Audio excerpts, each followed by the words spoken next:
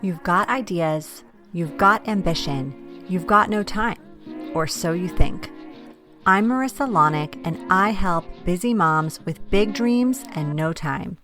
Join me each week as I dive into time management strategies, goal setting and achieving framework, and inspiring guests who are juggling mom life, work life, fill in the blank life. Dreams don't work unless you do, and just because you're a mom doesn't mean you can't still make it happen, whatever it means to you. Welcome to the Mama Work It podcast.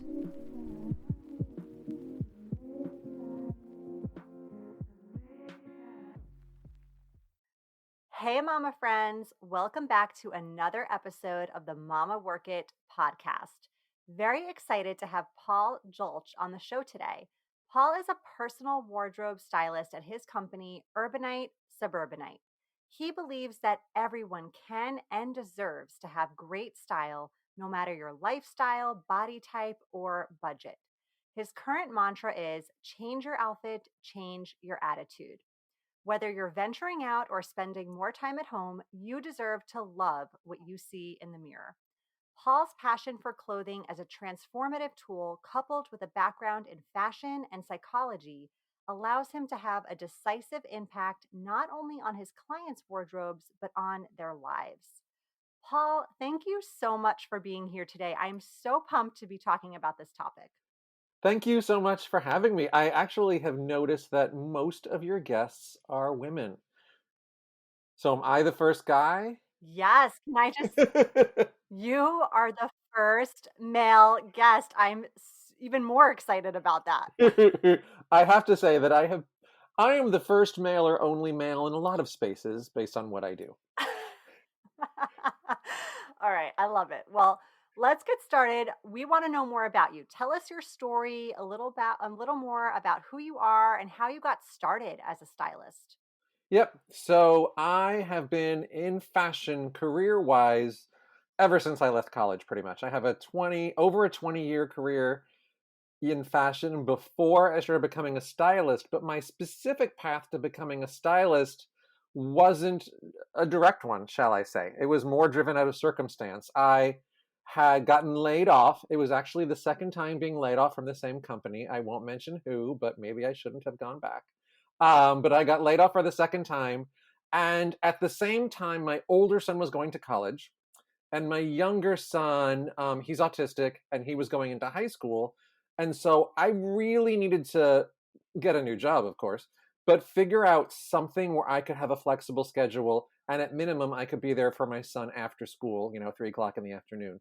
So I really just started brainstorming. I thought I could be a blogger and figure out how to make money on that. I don't know who makes a lot of money on that, but I really just tried to figure out something. And then I was honestly spending more time with friends and sort of doing some of this, like helping people shop and do that kind of thing. I mean, people ask me how did you start doing this? Or have you always told people what to wear? And I'm like, I sort of have always told people what to wear. My mom, my sister, quite a few people that probably didn't want to hear it growing up. But I figured I could make this into a business. So honestly, it was something that I was able to build my work and my career around my family, which is honestly, I can say, something that I had never had the opportunity or even realized I could do before.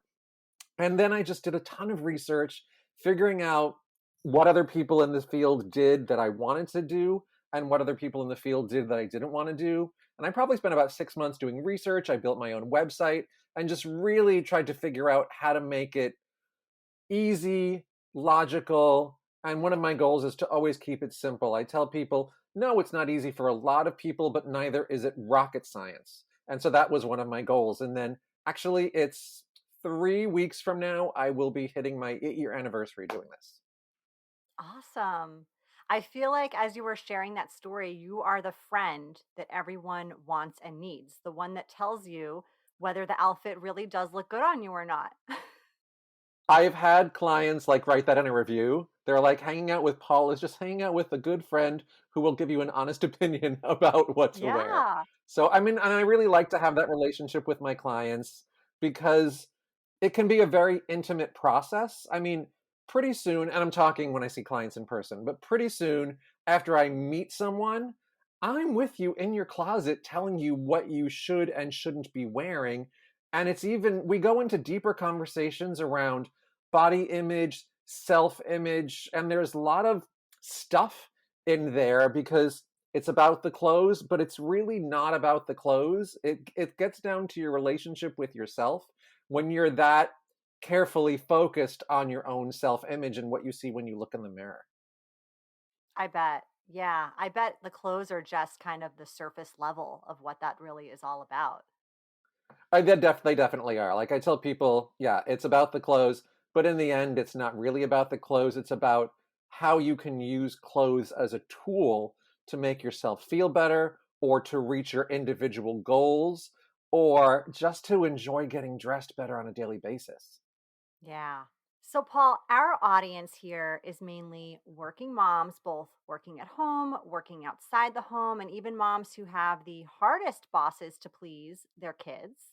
So, I don't know about you, but I think there's one commonality here with any type of work you do as a mom, and it's this: when you become a mom, Mhm. your style maybe isn't at the top of your priority list because your attention is so heavily focused on raising these tiny humans. So tell us, why should moms be making style more of a priority? Well, I'm going to answer that in a couple parts. And first, I want to say that I actually work with working moms are the foundation of my business. That's 90% of who I work with. And I actually work with a lot of moms with kids in the 0 to 5 age range. And that's because, especially as you all know, when you are a new mom, your life is totally different. Your priorities are different. Your career may have shifted somehow, either in what you do, how you do it, or how you view it. And your body is probably different. So it's really looking at yourself in this transition and remembering that you are a priority and that you're a mom, but you're still a woman who wants to feel good about herself. I feel like when women transition into mom, they sort of lose the woman side, and that's what I try Yeah. to help them get back. And it's even taking it down, the adage, and no jokes about masks right now, but that you have to put your mask on before you're going to help someone else. You have to feel good about yourself in order to sort of give the best parts of yourself to your kids and to your family. And I'm not saying giving that away, but enjoying what you see in the mirror so you can get dressed, forget it, not have it be something that gets in the way of doing everything else that you really want to do for yourself and your family. Yeah, I couldn't agree more. If you're not happy with who you are, how can you, like, you can't fake that for your kids, right? You can't fake that happiness and show them that example. Exactly. Well, and I talk a lot about it. I mean, even now during the pandemic, but even for, let's say you're a work from home mom, part time work from home mom, you're stay at home mom for a while, whatever it is, I say that, you deserve to like what you see in the mirror, even when no one else is watching. Or the caveat to that is even when your kids are the only one that is seeing you during the day, you still deserve to like what you see in the mirror. It's a motivator, it's a confidence boost. And in many senses of the word, it's being ready for your day. Because I've definitely worked with clients who, get in that at home mom mode and are wearing clothes that they would never wear outside of the house, and then someone says, "Hey, I'm going to drop by," or, "Can you bring the kids out for a walk in the park?" And you're like, "Nah, not today," because you don't feel your best self. You don't feel like you have the energy to pull it together. And you're saying no to things you want to do just based on how you look, which I think is kind of sad. Yeah, agree. And I think we have a lot of the same opinions on this. So, on social media, we're always kind of posting similar stuff with regards to getting dressed every day and choosing clothes and outfits that make you feel good. Because I truly believe when you look the part, half the battle is fought. Like, you're more motivated, you're more confident, you're more productive. All those things stream from there. So, I couldn't agree with you more on that. I also feel like there are times, even for me, when I fall into a style rut. Like, I choose the same things over and over to wear, or the same colors. And in my case, that's black. I wear a lot of black. So How can you avoid getting into a style rut and just choosing the same comfort clothes or styles of clothes or colors of clothes over and over again? I think one thing, and I think a lot of us have dealt with this lately, is you have clothes in your closet that you want to wear, but then in the mornings, you just don't have the energy to figure it out. So I think some simple things to do, and I definitely do this, are like going and pulling some pieces that you really want to start wearing more and just put them somewhere where you will see them. Shove them in your face. Like I have a valet bar in my closet that I put them on, or I'll stack something on the bench that sits right outside of my closet. Whatever it is, just get those things in your face because it's so easy to forget and just wear what you wore yesterday. I mean, I'm going to be honest with you. I wore the same pair of joggers 3 days this week because I never put them away. But it's just easy to get into that rut of I'm going to wear what I wore yesterday, or I'm going to default to the easiest, and I don't have the mental energy to figure it out. So pulling some things out and making them visible is super helpful.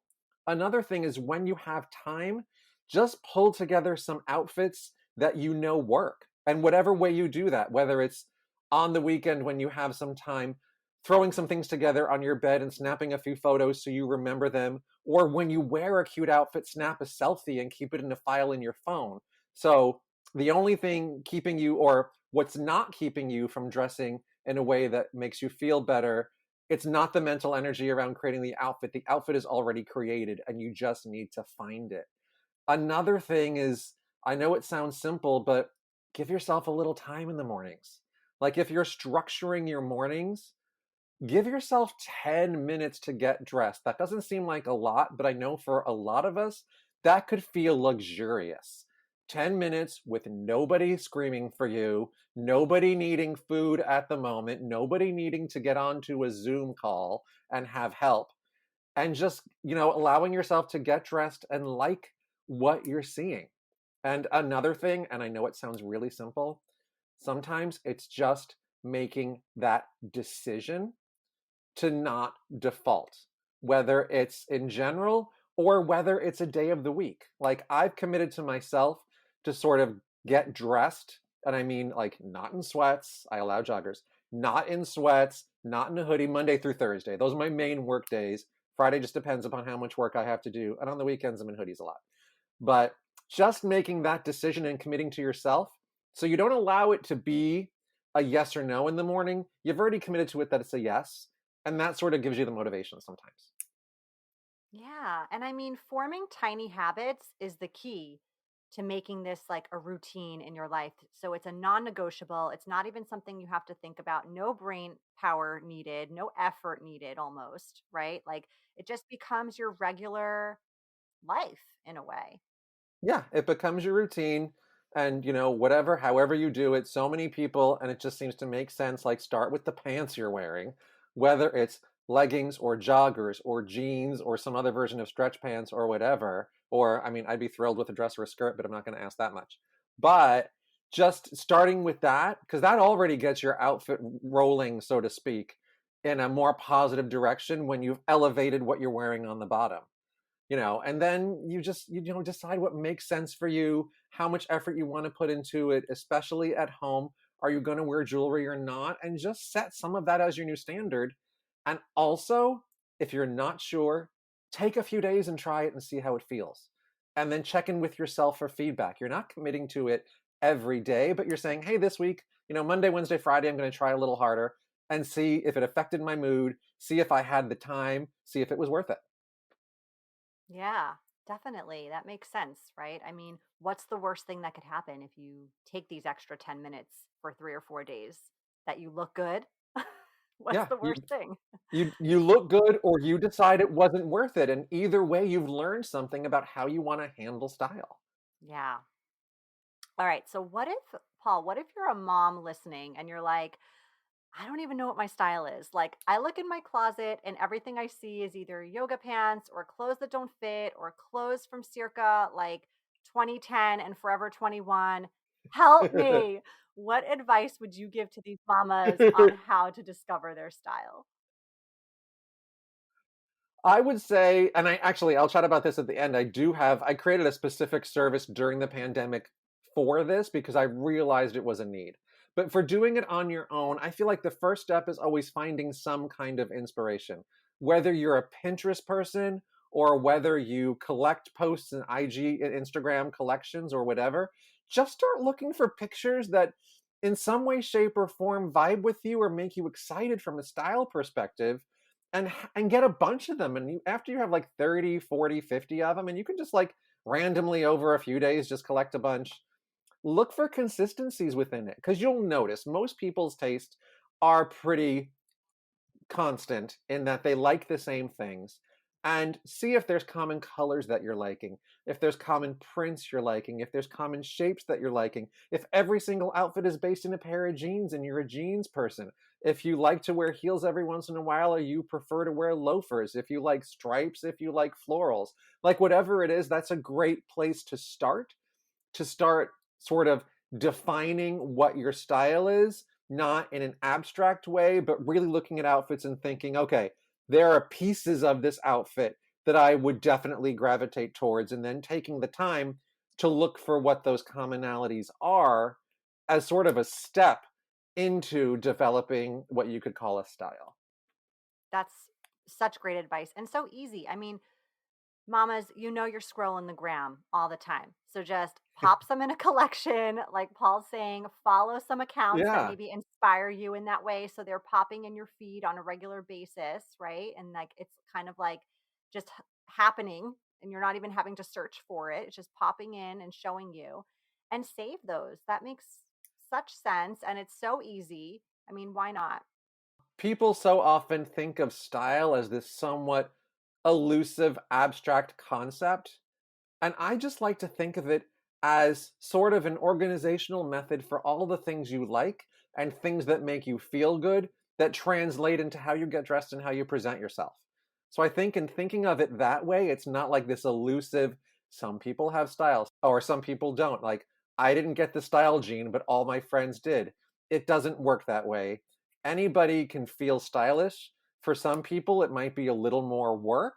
Some people enjoy it more, but anybody can feel stylish. Anybody can feel pulled together. And like I said before, it's not rocket science. It's just some effort, some work, and using whatever resources you would need to get there.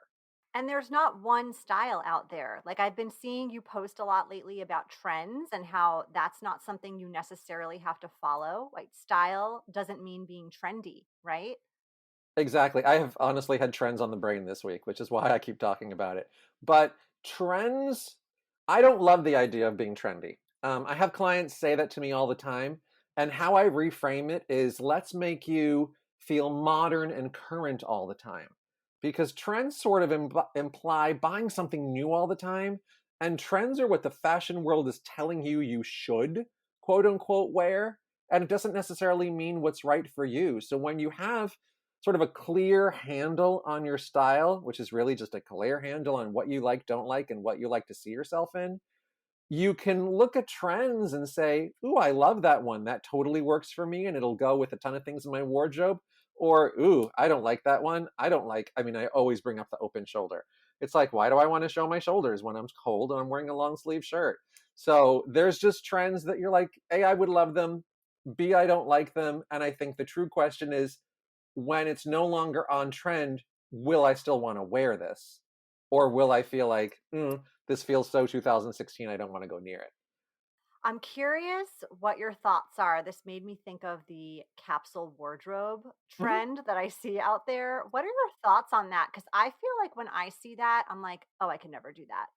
But from a stylist professional perspective, I want to know your thoughts. So I've been actually having conversations about this lately with a few people, that I think one of the challenges when people talk capsule, a lot of people talk about something incredibly restrictive with like, you can only wear 30 items for 3 months. I think there's someone that actually does that like 30 by 3 thing. Um, And I don't like to be that restrictive. I just like to think of it as more of a smaller, incredibly well thought out, versatile wardrobe for people who want it. You know, the benefit, I'm told, I do not have one. I like clothes too much. I have too many clothes, I'm going to be honest. But the benefit, what I hear from people, is that it's just less choices because you're only looking at like 6 pairs of pants a dozen tops, 5 layering pieces, that kind of stuff. Some people like that initial output of effort and then having such minimal decisions every day. Other people like to enjoy it more. I like the concept that some people do of sort of taking a capsule for a little while and delineating certain items that you'll wear for a while, but being flexible to the rest of your wardrobe when it makes sense. So flexible to number of items, flexible to busting out of the capsule when you want to. I just think for a lot of people it makes the decisions easier, but the what I've heard about them, it's been a little too restrictive, and I like a little more flexibility. I like a little more fluidity in your style, and I personally like recognizing that certain days you're going to feel one day and certain days you're going to feel another way. And you might not necessarily be able to capture all that in like 30 pieces. Yeah, I agree. And I feel like I just kind of I get bored with things too quickly. I Hmm. don't know. I feel like style needs to be able to address who you are in a given day. And there will be consistencies, but there will be parts of your personality that you want to show more, that you want to show less based on the day or based on the situation. You're not going to show up in the same way, probably at the office, as you do on date night. So it's having a style that's somewhat flexible. And like I said, capsules don't necessarily give you all that flexibility, but for some people, it's that lack of decision making that gives them freedom to do other stuff. So it's just a different way of relating to clothes. Totally. Yeah, because decision fatigue is a real thing. And if that's Hmm. what's prohibiting you from kind of owning your style, then that's probably a great solution for you. Yeah. Well, and I remind people all the time that you're always creating a little capsule when you travel. So when you think of it that way, it suddenly doesn't seem so daunting. So, why do you think it is a good investment to work with a stylist rather than to try and figure this out on your own? So I have a common answer on that because I get asked that often. And I will say, do you do your own plumbing? Do you cut your own hair? Do you do your own Well, taxes? in in COVID, I mean, in COVID, we all had to do a little bit of a trim ourselves, I Well, think, but well, normal circumstances, no way. anybody who's seen me knows that I probably cut my own hair because I have a shaved head. But it's that kind of thing. There are things in life that, of course, you could do yourself, but there are many things in life that it's so much easier to call in an expert when you don't have the knowledge, you don't have the expertise, you don't have the energy, you don't have the time to devote to do this as well as an expert could do. Like, I run screaming from taxes. I could probably do them myself.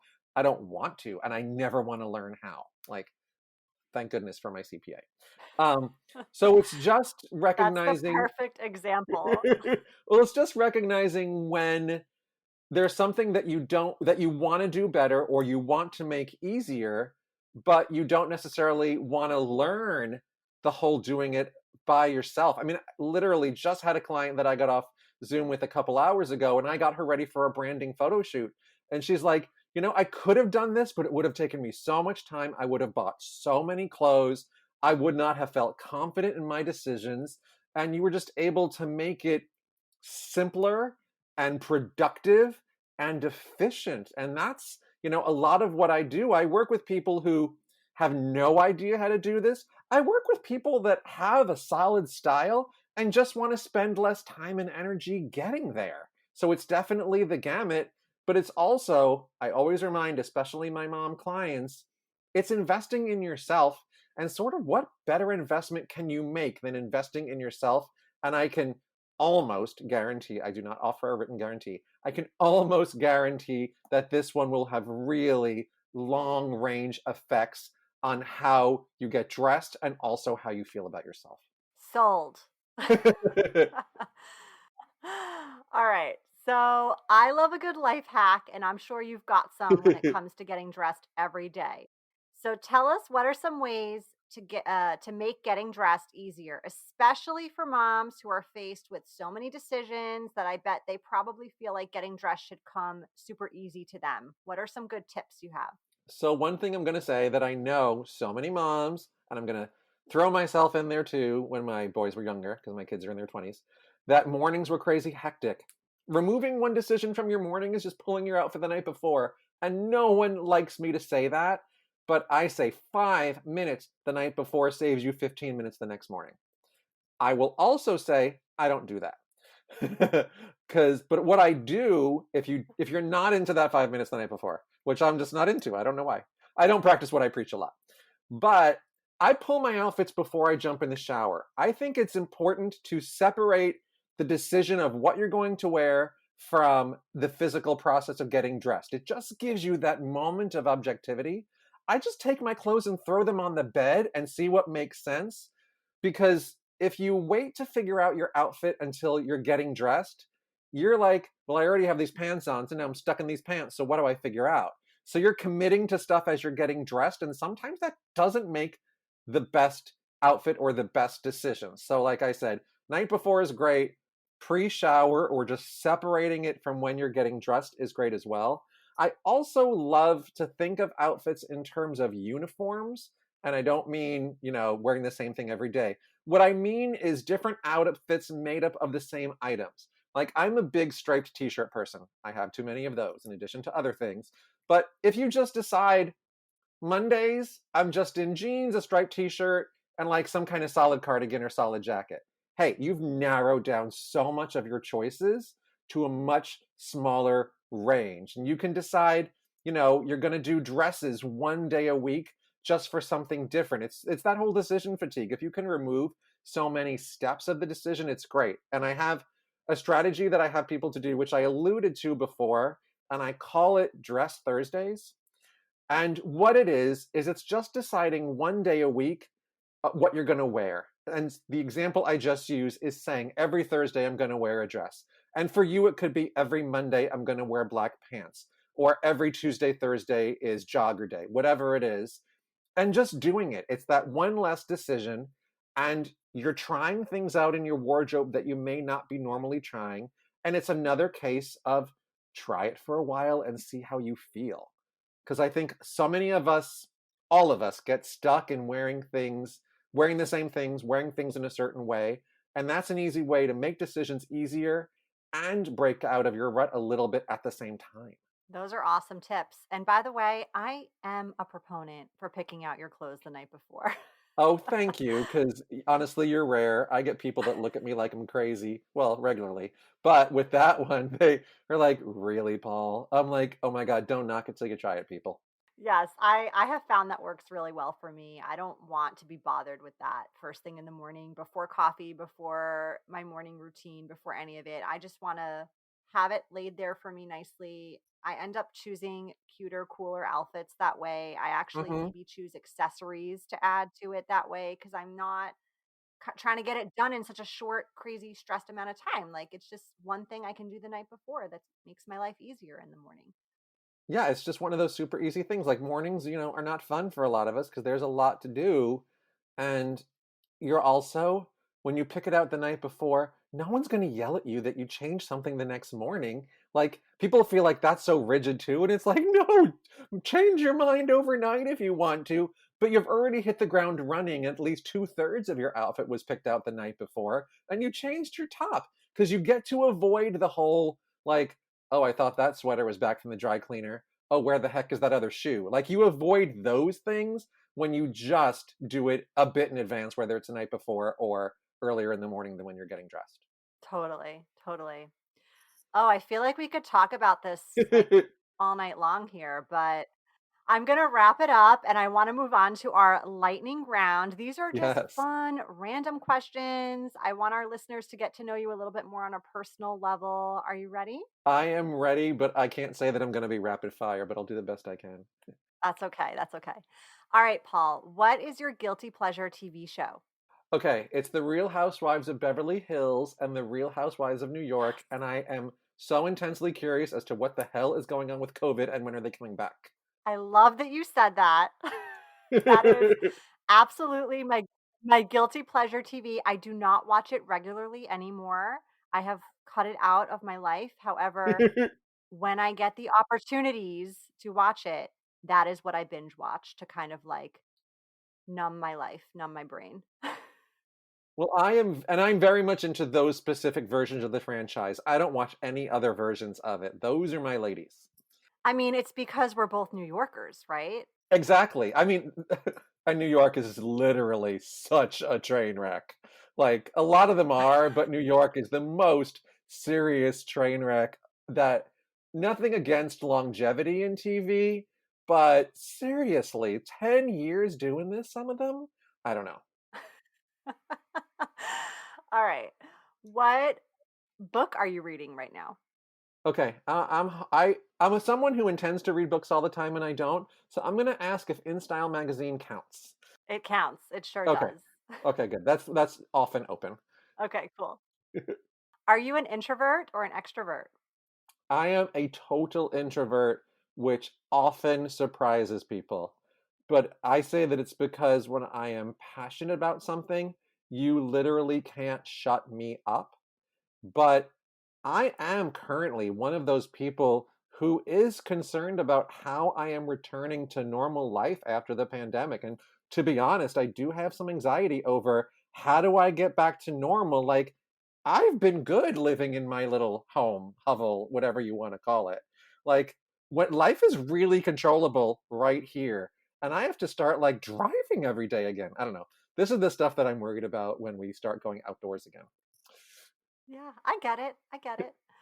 All right. If you could go on vacation tomorrow anywhere in the world, where would it be and why? So everybody's going to think this is a sappy answer, but just 2 days ago, I made reservations to go visit my parents after I have the vaccine because this has been the longest period in my life that I haven't seen my parents. I haven't seen them for over a year and a half. And I'm West Coast, they live in Florida. As all good New Yorkers do, retire to Florida. And so that's my first trip is going to see my parents. That's a lovely answer. I love that answer. Thanks. Okay. And what is your cocktail of choice? It is depending on the time of year. In the summer, it's a mojito, and in colder weather, it's a Moscow Mule. And I don't know how I landed on them. Someone gave them to me, I guess, and I started drinking. Uh, yes, I love those options, by the way. Okay, well, we are just about ready to wrap up, but before we go, please tell our listeners where they can find you, Paul. Yes, so I am pretty active on Instagram. I post several times a week, and I really love sharing style advice and tips. So on Instagram, my handle is Suburb Style. I know it's a pain to spell. URB style. And that's also my website, herbsuburbstyle.com, where you can read my blog. You can sign up for my newsletter. My newsletter is kind of fun, I'm going to admit. I call it Style Mail, and it comes out twice a month. And it's just easy, actionable, practical style tips and advice. My goal is to just help you make getting dressed easier and actually make getting dressed fun. So those are a few ways you can find me. Amazing. Well, thanks again for being here, Paul. This was such a fun conversation, and I know so valuable to our listeners. Thank you so much for having me. You've been listening to the Mama Work It podcast. I hope you've enjoyed this episode and would love if you could take a quick minute to leave me a review on whichever platform you're listening from, and maybe even send a note to a fellow mama friend recommending it. Reviews and recs help this podcast grow and reach more like-minded, awesome moms. And if you haven't subscribed yet, don't forget to click that button so we can stay in touch, girl. By the way, if you haven't checked out the Mama Work It website, please do. There are lots of free resources and great articles there that can help you with the juggle of work life, mom life, wife life, fill in the blank life. So head on over. Thanks again for being part of the tribe. I'll see you soon, but in the meantime, keep on working it, mama.